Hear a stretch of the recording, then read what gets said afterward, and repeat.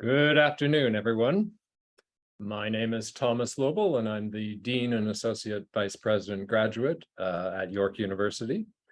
I want to extend a warm welcome to everyone who's taken the time today to come to our fall Level Up session. The new Level Up program invites alumni leaders to help grads navigate life and work after getting their degree, covering subjects like professional networking, career development, and life skills.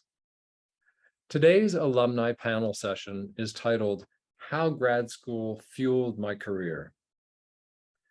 Now, before we start the session, I want to begin by offering York's land acknowledgement.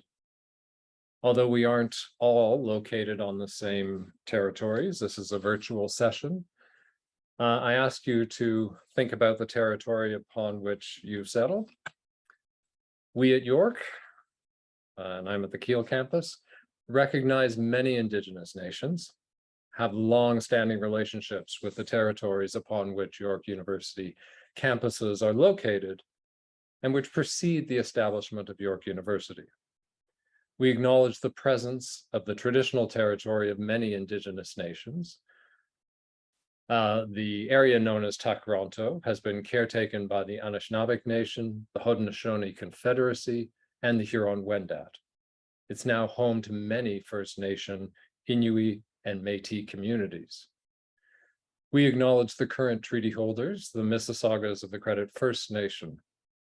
This territory is subject of the Dish with One Spoon Wampum Belt Covenant, an agreement to peaceably share and care for the Great Lakes region. If at any time in this session you need help with the experience or you have questions about the content, feel free to click on the Q&A button at the bottom of your screen. Our team is ready to help you.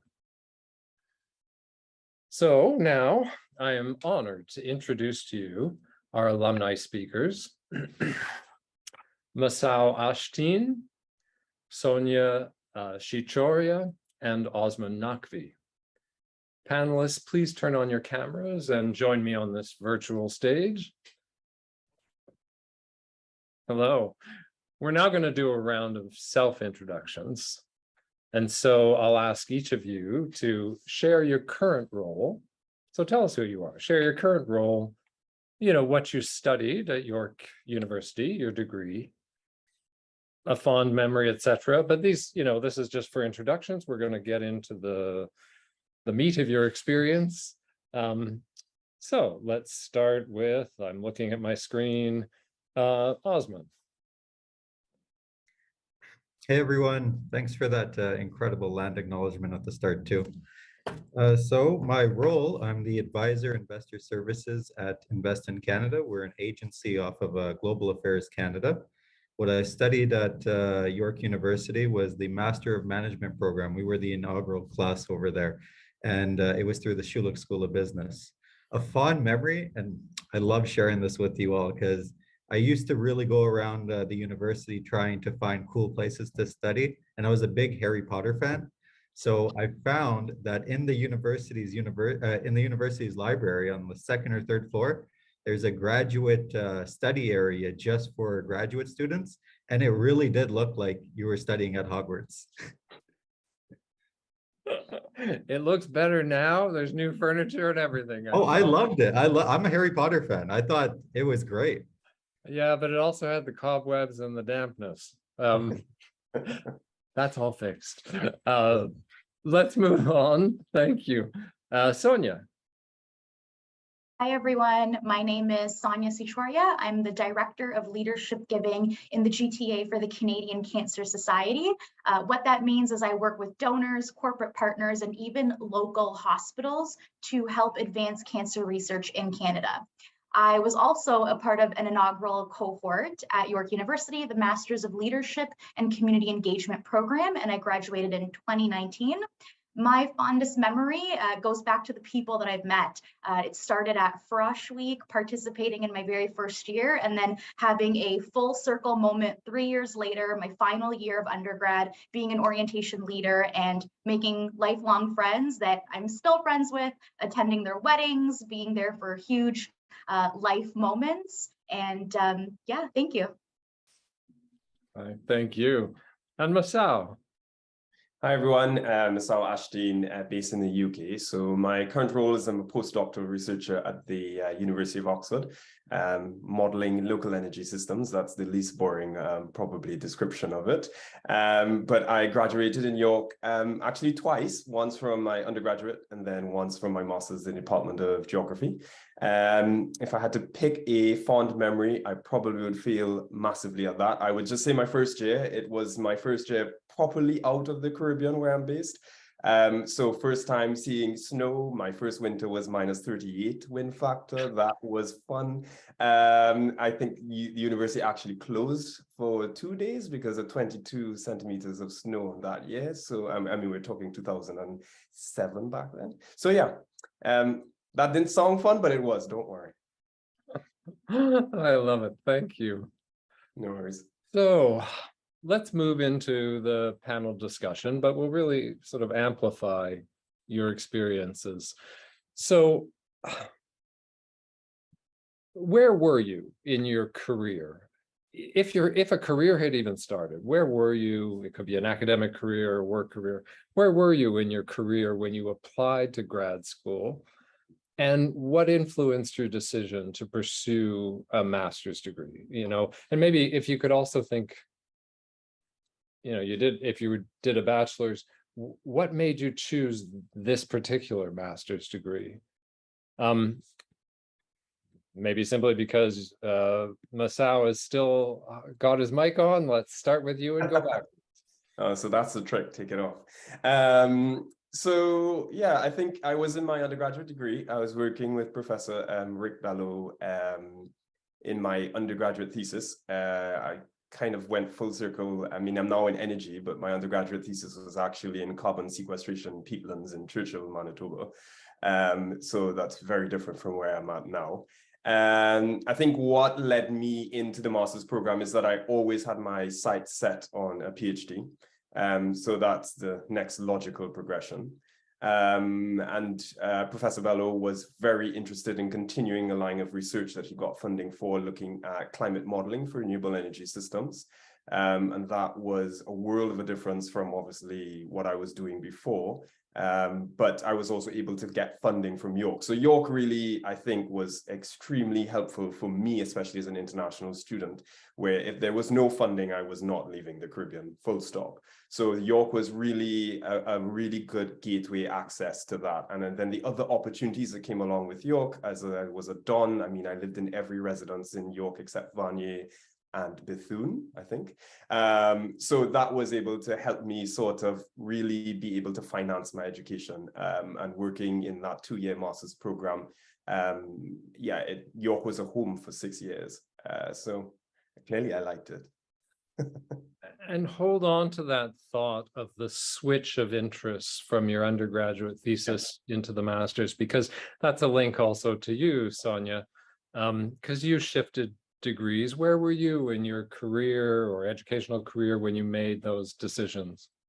Yes, so I definitely shifted. I did my undergrad in human resources management at York. Absolutely love the program. It prepared me for the business world. When I got out there, I was ready to go. I hit the ground running, had great opportunities. I worked in HR for about 6 months, realized it wasn't for me, switched very quickly to the nonprofit world in various roles. Really enjoyed my time there, and then ended up working at York University about a year and a half after that, working at York University as an alumni engagement officer. So it's interesting because in undergrad, I definitely considered a master's program. I always considered myself being a lifelong learner and pursuing more, but at the time, there wasn't really something that fit my typical career path or even interests. A master's in HR didn't seem right at the time.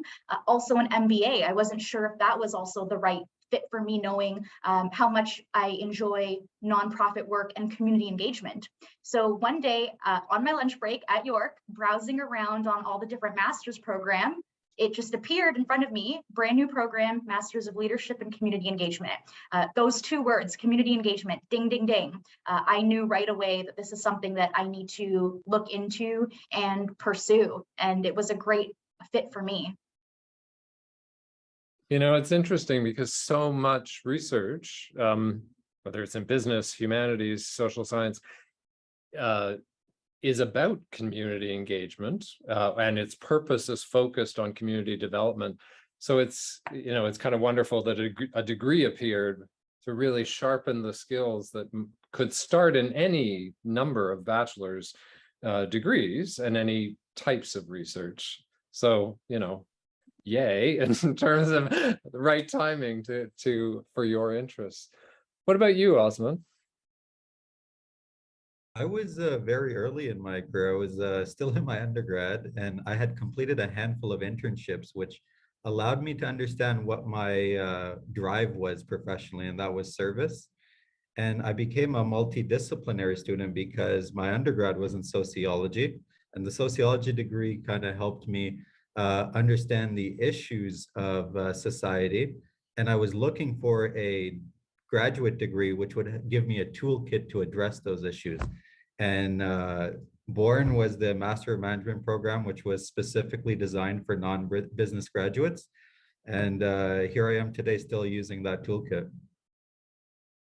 It's something that maybe our listeners noticed, but I want to underscore. I mean, both you, Sonia, and you, Osman, I'm guessing, well, Sonia, you admitted it, you really researched, you were searching for types of programs. I mean, and if, Osman, if you were in sociology, how did you find the Master of Management?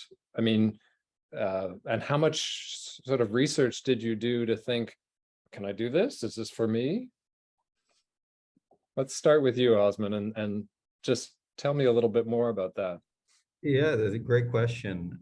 For myself, I had a bunch of friends in business school, and I knew that business could be used for social good. So there was a natural fit. The toolkit could be applied through an array of different backgrounds and industries. So I knew I wanted to go to business school. And then when I saw that there was a program through York that was specifically designed for people outside of business, the courses would really prepare you for the real world, and it was just a natural fit that way. Yeah, no, interesting. And Sonia, were you at all afraid that this is a new program? What attracted you about the description of the thing? And you thought, okay, this fits. Besides community engagement, what was it telling you? Yes, there was definitely quite a bit of hesitation on my end. There was no alumni profiles, no really clear path of what career could I take with this.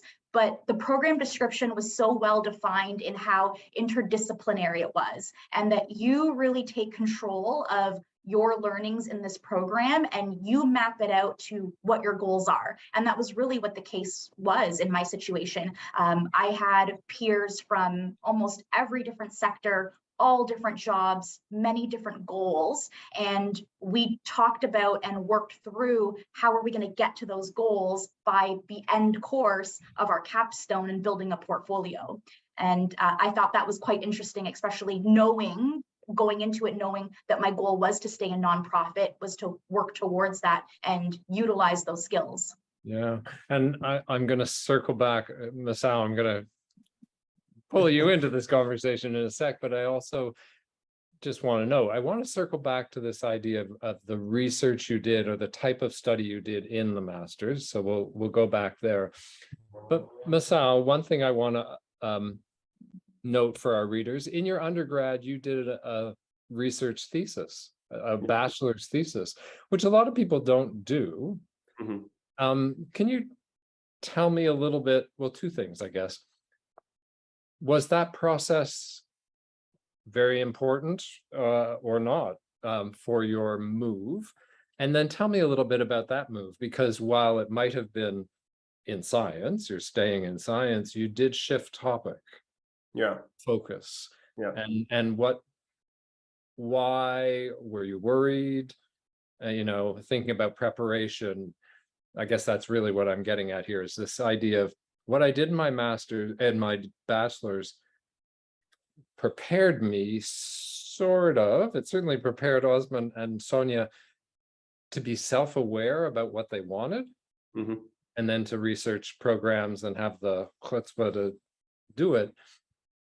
I want to hear a little bit more about your research process, because you're in the traditional, science, real research, the kind of research that I don't know how to do. It's in a lab, it makes things, it solves problems. So a little bit more about that shift and moving into a new focus. I would say, to answer the first part of the question, the undergraduate thesis is not necessarily something that you need. I think that just fell into place because I love fieldwork, and there was that opportunity. And then it was 6 credits that I needed to fill. So that was great. Tick one course, 6 credits. And then also I'll be working directly with Professor Bello, which I really enjoyed. And I also just like the challenge of, I want to be in research. And this, if I need to build the sort of research skills that I need in a master's, because I knew I was going into a research-based master's, not a taught master's. That's what I wanted. That it was best to just get my feet wet in the undergraduate program. And then sort of transitioning that into the master's, again, sort of happenstance fell into place where I was approached about a certain project.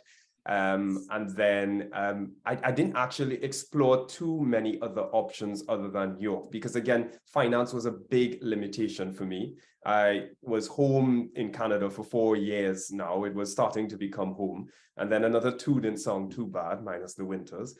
And then I was then working with somebody that I really liked in a team that I really liked, shifting to the geography department, which was different because I was in, I think it was called environmental science and engineering back then. So that was a bit of a shift. So that was probably the, I don't know where this is going part. But in terms of the research, the project was pairing climate and energy, which things that I thought were where I would love my career to go, even though I didn't really have one back then. But if I had to guess on what was coming up in the future, and here we are, climate and energy, I just felt like it was a good sort of fit for me. So a lot of it, I can't say was planned, and I was very sure of where I was going. It was very much, let's see where this goes. And I think that is something I would like to stress in this, is that you shouldn't necessarily have this sort of roadmap for where you need to be, because you'll be surprised you're probably not going to go there anyways. So yeah. Tell me a little more, though, at the master's level, and this is, we'll get back to all of you. You enter the master's degree. Tell me a little bit more about the research process, or what it felt like at the master's level relative to the undergrad. Was it very independent? You were working in I'm presuming, a kind of lab-based setting, or your supervisor's project is related to yours in some way. Tell me more about the research experience and the supervision experience at the grad level. Yeah, I mean, it's very different from undergraduate because it's very self-disciplinary. It's and especially in the sort of program that I was in, it's not like you had a funder that said this is the project. You have to come into the lab in certain days, like it might be for a biochemist, and this is what you have to do, and here's the outcome we're looking for. This very much was, here's a problem set that we're looking to explore, and you're working with your supervisor to sort of tailor the research around that.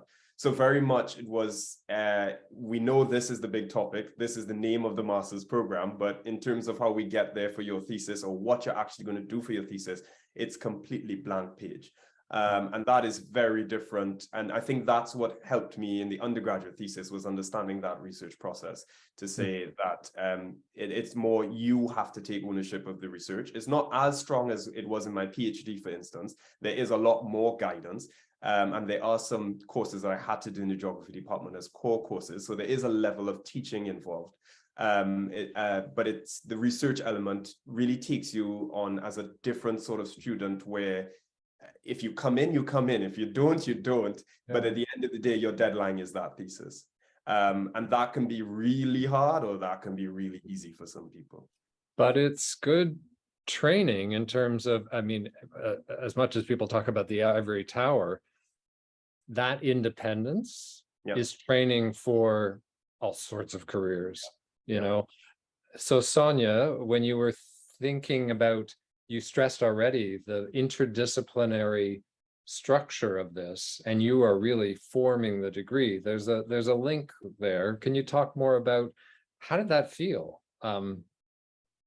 Tell us more about that process. Yeah, it was quite interesting because, as you say, we were really molding that master's, and I know that they took a lot of our feedback into consideration when moving forward to continue it for years on. And I think that they're getting ready for their 4th cohort, which is really exciting. And in terms of research, it was quite different for me. It wasn't the traditional research as we just heard about, but it was more so research and observations in terms of qualitative means. And we were required to take research methods, which I think was quite important in the community engagement aspect and the way that we observe. But it was quite interesting because for the very first time, I was learning about Indigenous pedagogy and talking circles, and a lot of our work was around learning how other researchers would conduct this and taking that and going off into our own opportunities such as placements. So even though it was a little bit different, this was very unique. Being able to secure a placement that is quite meaningful to me allows me to move away from my place of work and expand my network, taking those same learnings and theories and applying them to my placements and doing that observation in the community engagement context. So it was quite interesting, and I know that research methods is so important in a lot of these programs, even if it's not the traditional masters. But that's another reason why it fits so well for me, because it was designed for a full-time employee. It was a blended program.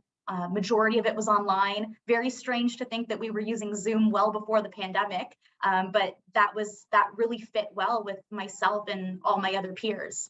Yeah. So technically, just for our listeners, the Master of Leadership and Community Engagement is a professional program, but I really want people to be hearing in the audience that if it's professional versus research, there's still a ton of research and tons of similarities that occur in both these kinds of programs. It's just, I think, where you might take it in different directions. And so, Osman, this is when you moved into the Master of Management. My assumption, speaking perhaps on behalf of the audience, is it's a fast, hard, brutal, in-depth program. 1 year. Professional, but you were moving from a different discipline. Tell me more about course format, research. Was it similar or different to what you experienced in sociology? What was your sense of this move into grad in Schulich? I mean, they have different credit systems, they have the whole different thing. So tell me more about that. For sure. I'll add one attribute you missed out. It was also fun. The course format, very hands-on, really applies, really, I guess, built a set of courses that were transferable to anywhere from an entry-level experience to an executive experience. And one thing I found was, in one of my previous jobs, I was an advisor to a federal minister, and I was still using a lot of the toolkits and skills that were provided to me through Schulich, and I'll be referring to my coursework there. And then on the research side of things, this is when I took it into my own hands. We had 2 electives, and one of them I reached out to a professor at Schulich and asked to do an independent research course with them. And I guess I began by falling in love with their research on think tanks. And from there, I was able to build out my own research paper with them and complete that independent research course. And by the end of it, I was so passionate about the topic that I wrote my own paper and published my first academic article. You see, when I say there's a real blur between what's so-called professional and what's so-called research, the idea that you're publishing your research out of a professional program derived from it just shows how the two are very, very similar. No, that's Yeah, thank you for that. So for students who are considering applying to grad school, so they're in your shoes way back when, what advice would you give them, especially about preparing that application or even the process of choosing a program, but putting the application together? What do you remember anything in your own experience that either really helped you to succeed or make that application successful? Or were there things that you, when you think back, it's like, oh, I would have done that differently if I had an opportunity? We're with you, Osman. So tell me about the application process. Of course, I'll start off by saying my application process was exactly as I expected. I was applying to a world-renowned school, and it was a seamless process. I began by reaching out to the admissions advisor. Mhm. They had an entire team set up to give you a white glove treatment to prepare your application and get you from A to Z. Well, and I really want to stress that when a program, well, I guess I should also stress, not every program gives you the white glove treatment. This may be a little distinct, but the unifying point is if a program offers you a place to ask and answer questions, I'm hearing in what you said, use it. It can help us to start the process. Sonia, you were applying to something that was totally new.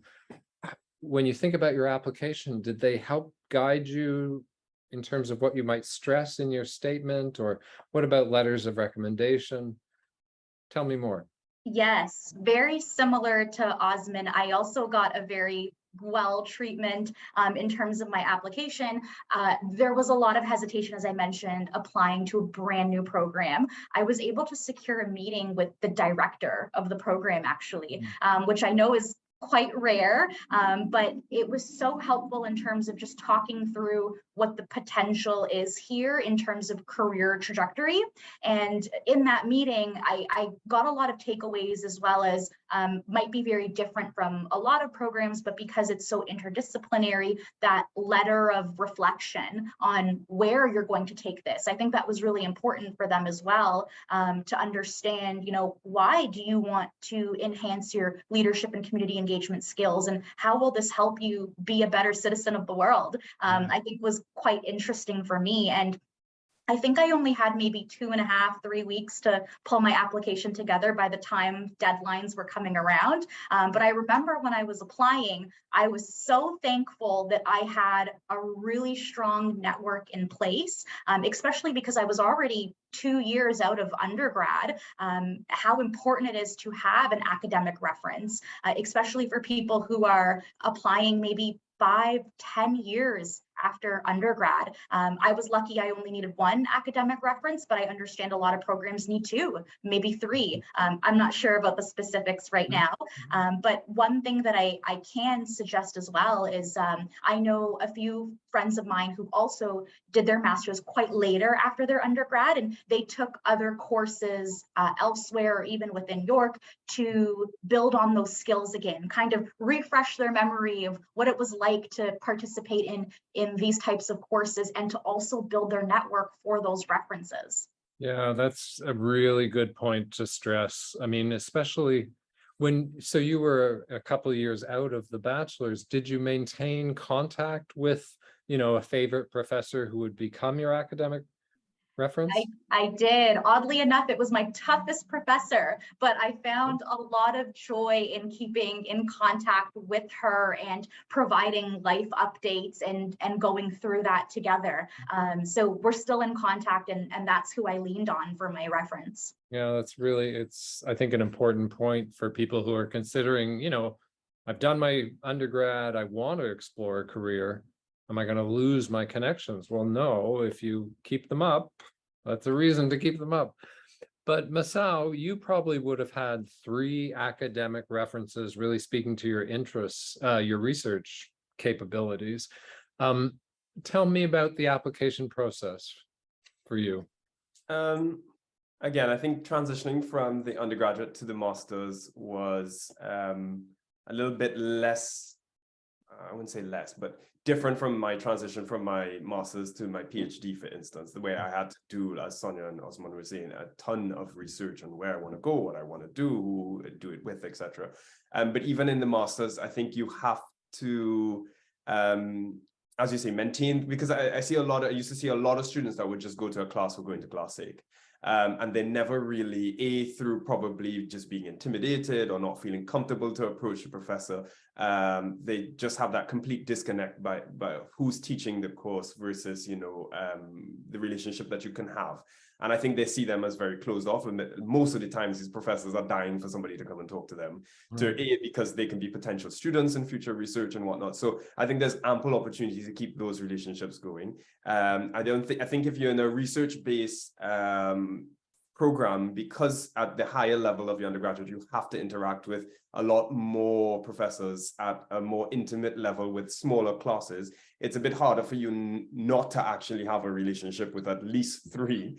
Hopefully they all like you, but I think you also need to recognize that you don't have to stick to professors in York. You can, if you maintain relationships with other universities as well through exchanges or whatnot, those also count. I think the biggest thing is to not necessarily know what you want to do, but reach out to people in a place that you are most seen as the prospective places that you want to be, and really explore what research they're doing, what opportunities they have, what funding might be available. And you'll be surprised the amount of help that you get back saying, actually, I love your profile, I love your CV, here's a program that just opened up, or here's a program that I know is opening up but not advertised, and I would love if you applied for it. So really networking, which wasn't really as big as when I was doing this in 2011, switching into my master's. But I mean, LinkedIn wasn't really a thing then. But now, I mean, LinkedIn is a super powerhouse that you can use to really explore, even with a professor that might be 2 buildings away. Yeah. Something you said that links to what Sonia said. Often your toughest professor doesn't mean they're mean.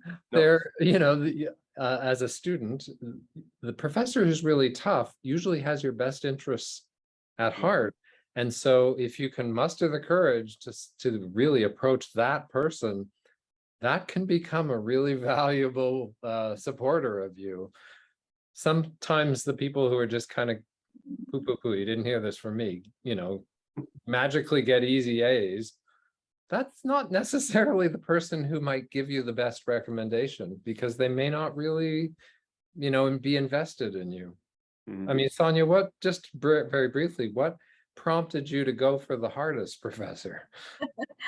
I think it was just the joy in sharing these accomplishments with her, because of how tough she was on me. I wanted to kind of share with her, your tough love helped me throughout these years. And there's very specific instances in her course that I remember her feedback and using that again in the real world.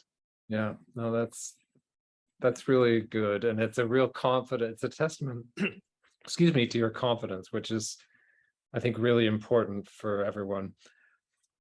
You've mentioned this and inferred it, but very briefly, could you characterize for our audience, from your impression, what was the biggest difference between grad school and undergrad? Masao, you're there, start with you. And you can go for the doctoral too. I mean, we haven't been focusing on the doctoral. I know it's really different. I think you get smaller networks, you get smaller academic networks, you get smaller social networks to some degree. You become, obviously there's a level of maturity there as well, in terms of your academic maturity, your social maturity, all of that. You grow as a person, you know more what you like, what you don't like. So you can tend to feel a little bit less lost. Some people feel a whole lot more lost, unfortunately. So it really depends. And I think the biggest difference is that you are starting more to feel that sense of independence. You don't feel like somebody's telling you where to go. This class starts at 8, blah, blah, blah. And so you need to have a lot more structure in your life. You need to probably balance that with jobs. You probably need to balance that with more family pressures. You need to balance that with, sort of financial constraints. So it's not as, and I'm not saying that doesn't happen in an undergraduate, because for many people that certainly does. But I think you are just reaching a new stage of life as well as a new stage in your academic progression. Yeah, no, I'll keep my mouth shut. Sonia, back to you. Yeah, I would completely agree with that. Everything just seemed to get smaller and smaller, and especially being in a cohort, it might have been a unique instance for me, but going through a cohort with 12 other individuals, we grew very close together and following each other along with our goals, along with our placements, along with where we're going to be. It was definitely a more high touch experience than undergrad was, where I always felt like I was within the masses in undergrad. So definitely for me, I found that to be quite interesting. And I was quite involved as an undergrad student, and in terms of clubs and on-campus activities, and would have liked the opportunity to do that more as a master's student. But as I mentioned, it was a blended program, mainly online, but also too, I was working as a staff member on campus. So I felt like my cup was being filled in another way already. And a huge part of my role was connecting student clubs with alumni. So that was a great experience for me, and really got to see a lot of what goes on campus that way. Yeah. Osman, what about you? Because the communities are at least stereotypically different between undergraduate sociology, master's Schulich management. What did you find in terms of the difference? For sure, the students in our program all came from a different educational background, right? So it's like we all understood each other's backgrounds, and there was a seamless friendship that came up. I'll echo my colleagues here that because it was a smaller cohort, professors were able to really zone in each and every one of them to support us. What I found was a difference between undergrad and grad school, personally, was undergrad allowed me to understand the issues, and graduate school gave me the toolkit to solve the issues. Interesting. And while I was in grad school, there were a number of services that I was able to use. And if I think back, there was the career mentor service, speed networking, job fairs. I was a graduate research assistant. There was business dining etiquette training. There was graduate housing, grad library, like we mentioned before, the job portal, career advisor, and many, many networking opportunities. My brain stopped on the idea of dining etiquette. It's like, it's so important. Nobody teaches this. It's wonderful that it's there as a service. Am I correct? I sometimes say this and I wonder whether it's correct, but I feel it in what you're saying. Networking and having a network is in some sense nothing other than the great social experience you had in your degree. It's just that the graduate degree, you're all starting your lives. Mm-hmm. And so the more socially connected, the more it becomes a network, just because you keep talking and you go off in your different places in the world. Networking is no more mysterious, it sounds like, than being engaged. Is that, I guess head nods or no at this point. Oh, yeah. Does that make sense to you?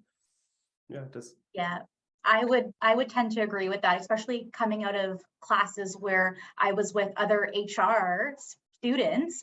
My professor made it very clear, these are the people around you who are could potentially help you one day. And oddly enough, 7 years later, they're managers, directors of HR hiring for companies. And these are the connections that you make throughout the years that you would hope to maintain. I mean, the reason I bring it up is that I hear often the anxiety from undergraduate students. I don't know how to network. I mean, I know social networking, I know Twitter, I know LinkedIn, but that's separated because it's an online thing. networking with real people, is a scary thing. It's not a scary thing. These are just it's the person you're sitting beside in class, and that you keep developing with in a degree. That's networking. Yeah, but I would just add possibly, because I've dealt with a lot of students currently in my role as a postdoctorate through the master's program in Oxford as well. And I think obviously there's a recognition that some people, I may be comfortable talking to the person next to me and whatnot, but some people go through some serious social anxiety with that. The judgment that's faced, because not only is it nice that you get that small environment in your master's, but also that can be really intimidating for people, because there are less people for the professor to point at to say, can I get the answer? Yeah. There are more people and more pressures in terms of people looking at you for either joining social events and all these other things, that when you're juggling a world of things around you might be quite difficult. Different abilities, all of these other things. So I think even if you're struggling socially in a grad setting with networking, I think if you still find that one corner where you feel safe, even if it's LinkedIn, because it's removed, and then you can then say, after talking to these people of comfort, you can then say, actually, let's meet for a coffee. I like you, let's meet for a coffee. If that's your way of networking through the social bit virtually, then I think that works. But networking, as Sonia just touched on, really opens doors. Even if it's just, hey, I thought about you. And many times I've gotten that. I thought about you for this opportunity, and I get said, probably not going to take the opportunity because I might already have a job. But the point is, if I were looking, that might have landed on my lap at the very perfect time. Right. That's really important points to bring up. Let's move, if we may, because otherwise I'll just keep asking my own questions. I want to hear from the audience. And so, Anessa, there must be questions coming in from people. There is, and I'm going to read out one question that I think all panelists can respond to. As I Great. can see, all of the alumni are people of color. Can we get their feedback on whether a sense of belonging was there during their student experience? Sometimes it's a bit harder for us. That's very good. Can I throw it your way first, Osman? Of course, great question. One thing that I was struck by coming to York University was the amount of diversity everywhere you turn. It was absolutely quite phenomenal. You're basically at the United Nations. You get every country and background, and you're learning all from each other. And I remember one of my experiences early at Schulich was meeting an international student from India who never experienced a winter. And our form of networking or social interaction was me teaching him about which winter jacket to get. And then he went back to India for a vacation and brought me back a cricket ball. So there's so much diversity at York University. What about you, Sonia? I would completely echo that. The only other thing I would add is even my personal interaction with one of my peers in my class was he had to miss, I want to say maybe 2 weeks of class because he was speaking at the UN. So I think, and that was just my entire experience at York, was how diverse it was. There wasn't a moment where I didn't feel included. And as an undergrad student, I was involved in my cultural clubs as well. Yeah, Masao, you are that international student who came for the winter. Yeah, I am that guy. Yeah, tongue out with the snow falling. Yeah, I definitely think that, to echo what Osman and Sonia said, York is way too diverse for you not to find some pocket of social settings where you feel most comfortable. I mean, York has a student population that's in the tens of thousands. I don't think I will ever be in another university of the same size. It's a mini city. So the diversity in York is massive. I used to be the president of the Trinidad and Tobago Association in York. So you always have ways that you can find your little sort of segments to get involved, whether through, residents, whether through your program. I never felt at one time feeling like, I had to state where I'm from or why I'm from or what my parents look like. Never in York, which is a great feeling. Yeah, well, thank you for that. And it's,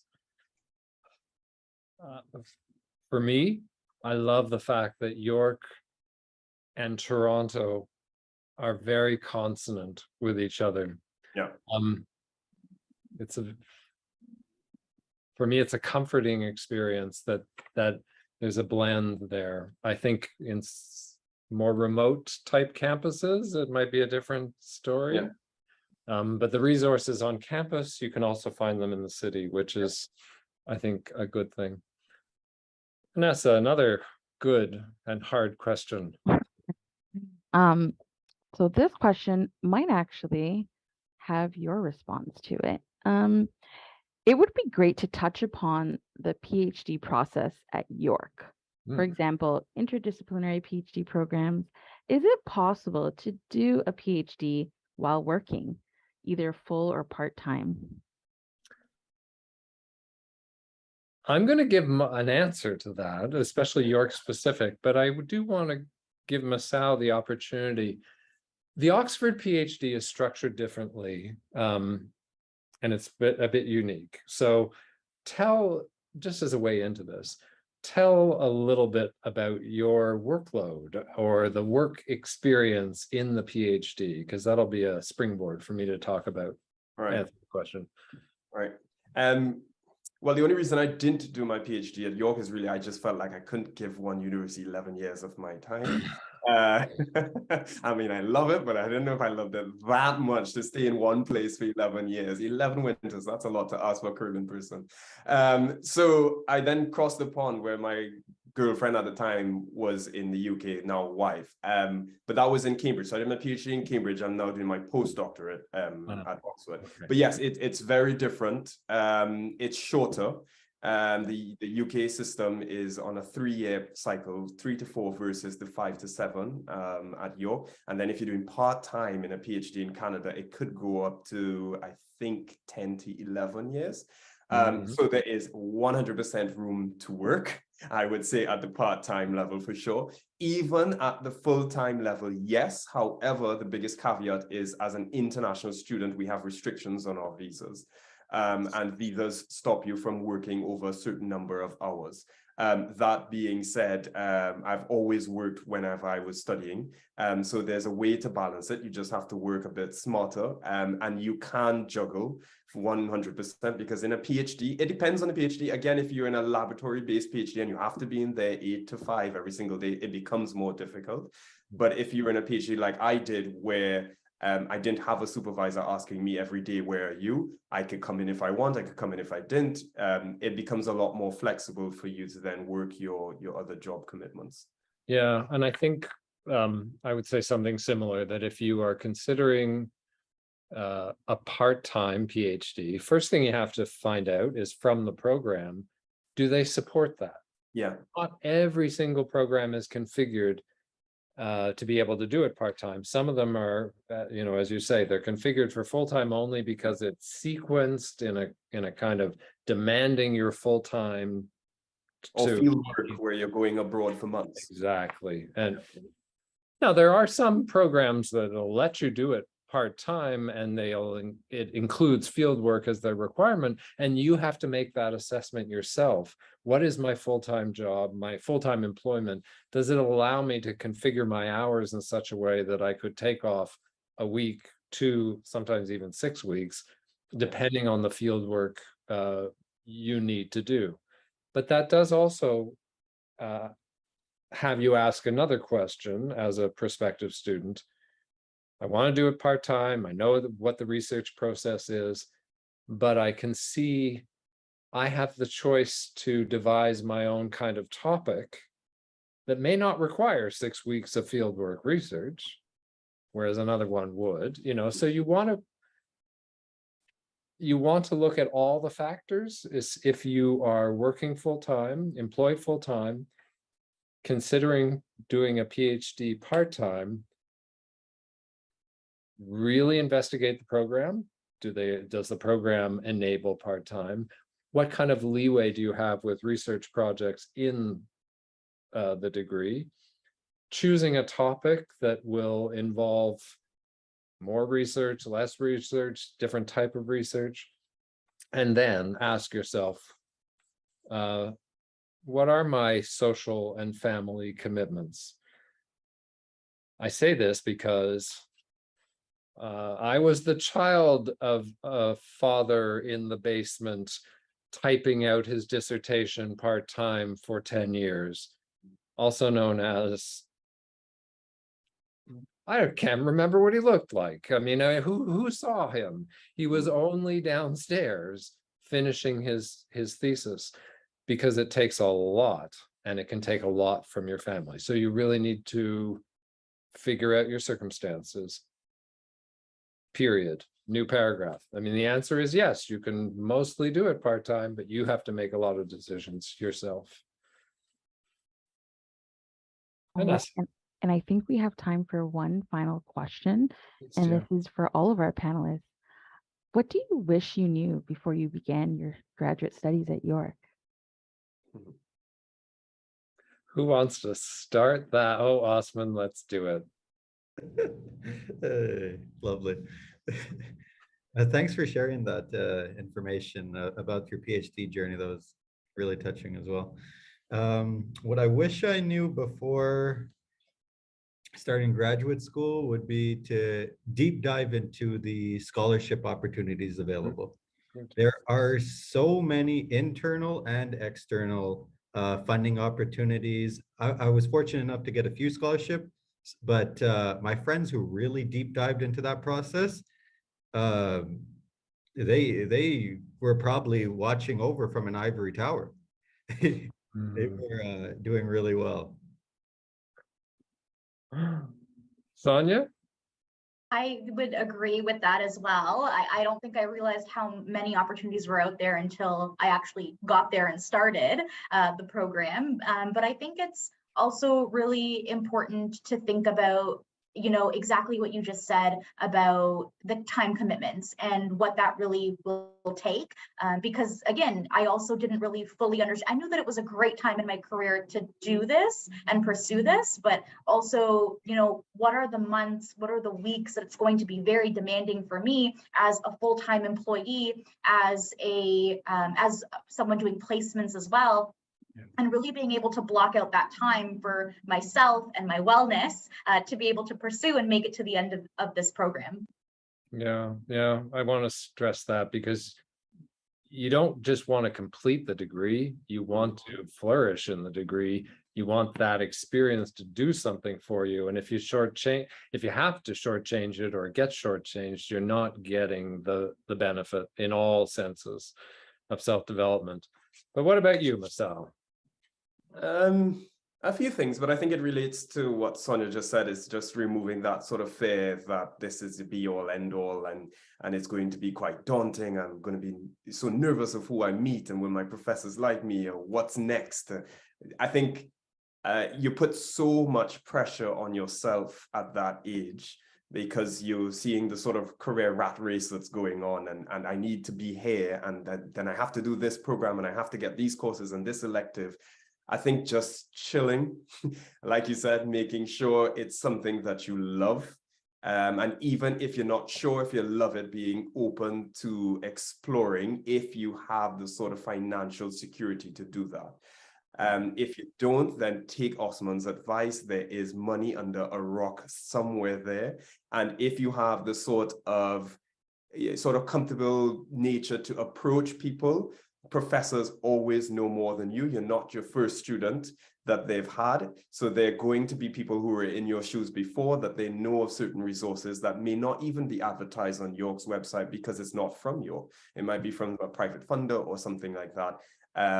So just having that openness to explore and really find things that you love, the rest is going to fall in place. Follow your passion at this age, not what your dream should be. Yeah, and I hear that note in what all three of you have been saying. I mean, yes, the degrees have helped your careers, and yes, that might have been part of your thinking, but I think what really makes your careers is how you developed in the degree. You loved the degree, you flourished, and you become captivating, and that's why people hire you. Yep. You are smart, broadly educated, and that love of the subject, the passion, it is what people register. I think whether they know it or not, there's something drawing them to you. And it's because you did what you loved and you became good at what you loved. And that's a very different, more holistic process than careerist choice. This is going to advance me and I will have these networks and this move. I don't know that that's where success lies, you know? He says, commenting, editorial comment, nobody asked the dean for this. Given that we're almost out of time, I think I have to do the terrible thing of wrapping it up. But thanking you so much for taking the time to join us being this whole audience, and sharing your stories, your knowledge, your insight. So thank you very much for that. And Masao, especially, you're what, 5 or 6 hours ahead of us? 5, yeah. 5 hours ahead of us. So thank you for the time difference. To our attendees today, for those of you in the audience, you can join our LinkedIn group or follow us on Facebook by searching York University Alumni, and follow us on Instagram and Twitter. It's at YorkU Alumni. Feedback about this or any other programming that happens through York and the alumni office can be sent to us on our social channels. Or if you're an email person, it's alumni@YorkU. Right now, YorkU's top 30 alumni under 30 program. This is a shameless pitch, but that program is currently accepting nominations. And I think it's really useful if you know people who are really interesting, like the people we've just heard. Send us your nominations. The Top 30 program aims to recognize really inspiring and diverse alumni aged 29 and younger who are really driven to make a difference locally, globally. You can nominate a York grad from now until the end of October. So think about someone who's really captivated you for nomination to the York Top 30 under 30. Additionally, and by way of closing, our next Level Up session is on the 25th of October, entitled Let's Get Social. Content strategy. So thinking about social media, content strategy, building a following on social media. This will not be moderated by me because I know nothing about that.